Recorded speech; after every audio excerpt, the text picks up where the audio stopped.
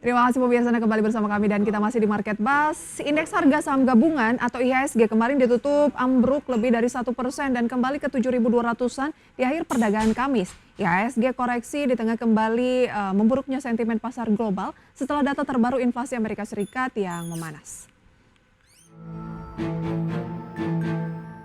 Indeks harga saham gabungan atau IHSG kembali mengalami koreksi dalam 1,29% dan kembali ke level 7.200-an, tepatnya di level 7.214,56 di perdagangan Kamis 14 November 2024. Level penutupan merupakan level terendah intraday. Sebelumnya IHSG sempat bergerak di zona hijau di level 7.318 sekaligus level tertinggi intraday.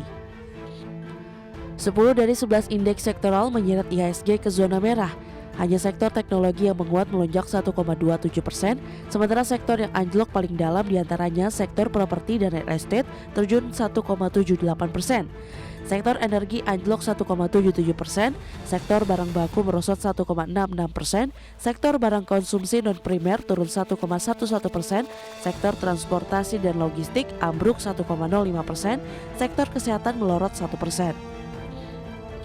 Sektor teknologi ditopang penguatan saham PT Multipolar Technology Tbk atau MLPT kembali menguat signifikan dan mengalami arah dalam 5 hari beruntun. Di Kamis, saham MLPT ditutup di level Rp31.050 per saham. Secara intraday, saham MLPT sempat auto reject atas dengan menyentuh level new all time high di level Rp31.075 per saham. Dalam 6 bulan terakhir, saham MLPT sudah naik 2.078,95%, bahkan dalam 5 tahun terakhir sudah naik fantastis di 4.534,33%. Saham MLPT menguat di tengah raihan kinerja kuartal 3 2024 dengan mencatatkan laba Rp294,88 miliar, melonjak 99,44% dari Rp148,96 miliar di kuartal 3 2023. Sementara dari sisi saham PT Barito Renewables Energy Tbk atau BREN menjadi penaikkan terbesar IHSG mencapai 13,2 indeks poin. Saham BREN ditutup melemah 4,75% di level Rp7.025 per saham. Saham PT Bank Rakyat Indonesia Persero Tbk atau BBRI mencapai 11,6 indeks poin. BBRI ditutup melemah 1,75% di level Rp4.500 per saham. Selanjutnya, saham PT Telkom Indonesia Persero Tbk atau TLKM membebani IHSG 5,7 indeks poin. Saham TLKM ditutup melemah 1,94% di level Rp2.530 per saham dan merupakan level terendah dalam beberapa tahun terakhir. IHSG kembali merada di tengah memanasnya kembali inflasi Amerika Serikat mencapai 2,6% year on year di Oktober 2024 dari 2,4% di bulan sebelumnya. Kenaikan ini adalah yang pertama dalam 7 bulan terakhir. Bagi Indonesia, kenaikan inflasi ini menjadi alarm waspada. Jika inflasi Amerika terus menanjak, maka peluang The Fed memangkas suku bunga secara agresif kecil terjadi. Kondisi ini bisa memicu capital outflow serta mengurangi ruang bagi Bank Indonesia untuk memangkas BI rate. Berbagi sumber, IDEX Channel.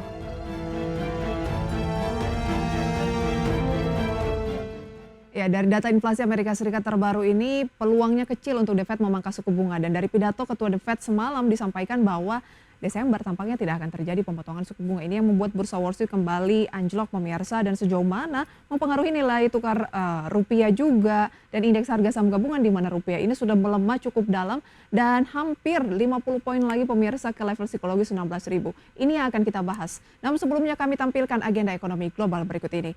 Dari dalam negeri pemirsa dan neraca perdagangan Indonesia di bulan Oktober, harga rumah China di bulan Oktober, kemudian juga investasi aset tetap China, produksi industri China, penjualan retail China, dan neraca perdagangan Korea Selatan, serta PDB Malaysia. Dari Amerika Serikat ada pidato Ketua Dewan Gubernur Fed, Jerome Powell yang sudah disampaikan pemirsa ya. Kemudian ada posisi cadangan di Bank Federal Reserve, penjualan retail Amerika Serikat. Dari Eropa ada rapat Eurogroup dan prediksi ekonomi Eropa, serta pidato Gubernur ECB atau Bank Sentral Eropa pemirsa ya, Uni Eropa, Christine Lagarde. Lanjut pemirsa ke agenda emiten, ada RUPS dari Garuda Indonesia atau GIAA, kemudian juga ada BBYB, cum dividen dari Aksio dan beberapa ex dividen serta DPS dividen, ada sekitar 9 rangkaian agenda emiten. Lanjut pemirsa, kita melihat update dari Bursa Asia, sejauh mana merespon penutupan dari bursa Wall Street. Cenderung mix ya, di mana Nikkei Jepang masih naik 0,93%, Straits Times turun 0,12%, Kospi turun 0,43%, Hang Seng Hong Kong juga naik seperti Nikkei Jepang 0,35%.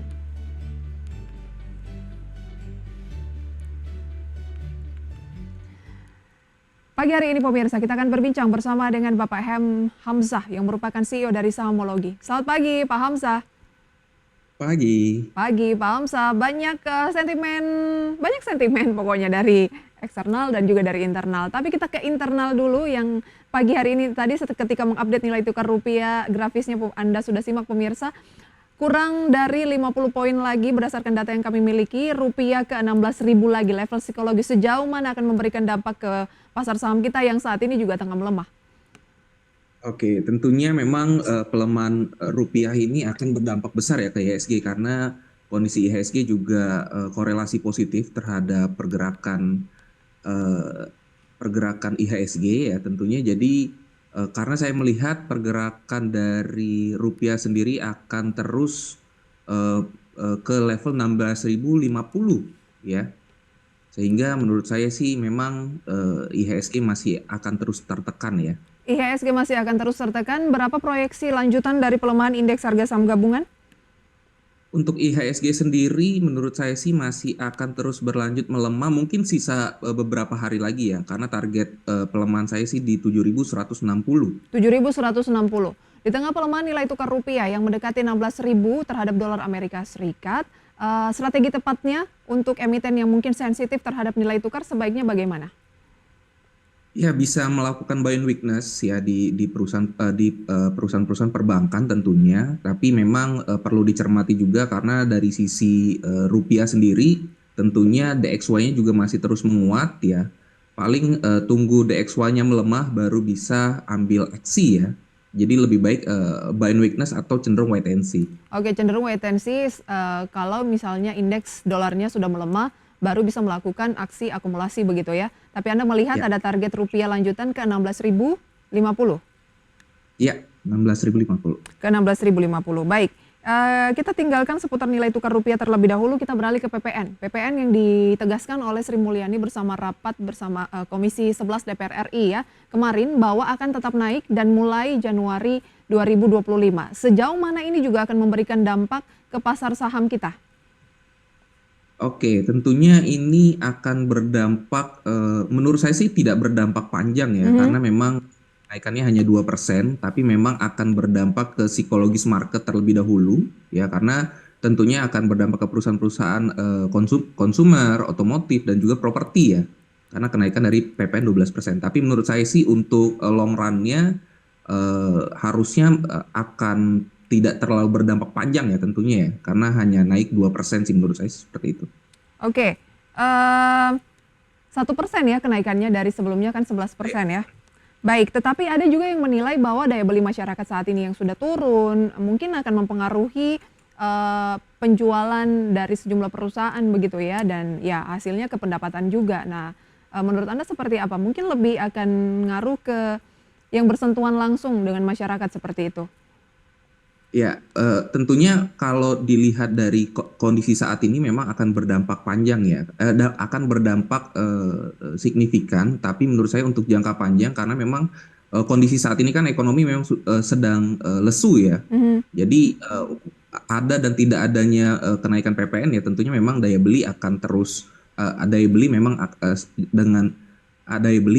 akan sedang lemah gitu. Tapi untuk jangka panjang sih masih bagus karena saya melihat dari sisi konsumen juga dengan kondisi saham seperti ini, saham-saham konsumen tentunya masih terus diburu ya. Jadi masih tetap diburu.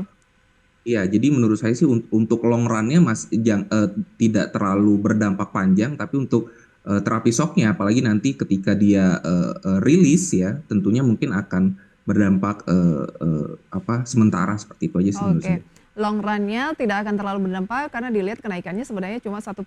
Menurut Anda seperti itu ya. Tetapi kalau untuk jangka pendeknya kemungkinan akan direspon negatif. Nah, beberapa analisis mengatakan bahwa yang akan paling menjerit itu adalah saham-saham consumer good misalnya. ICBP, Indofood, beberapa saham seperti Mayora, Roti, dan lain sebagainya. Yang beberapa waktu terakhir sebenarnya dilakukan aksi akumulasi beli ya. Kalau kita perhatikan Indofood misalnya, ini masih menduduki hari kedua tampaknya berturut-turut top net foreign buy dari investor asing. Nah, bagaimana analisis Anda? Ditambah lagi nanti kan nilai tukar rupiah yang terus melemah ini makin kegencet nggak emiten consumer good?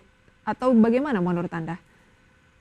Untuk consumer goods sih saya view-nya masih cukup bagus ya di kondisi IHSG yang minim sentimen bagus. Jadi menurut saya saham consumer goods masih jadi pilihan baik untuk defensif ya. Justru menurut saya PPN ini akan berdampak besar ke sektor otomotif ya yang paling mungkin akan tertekan ya karena kondisi otomotif juga kan penjualannya juga menurut saya tidak terlalu bagus.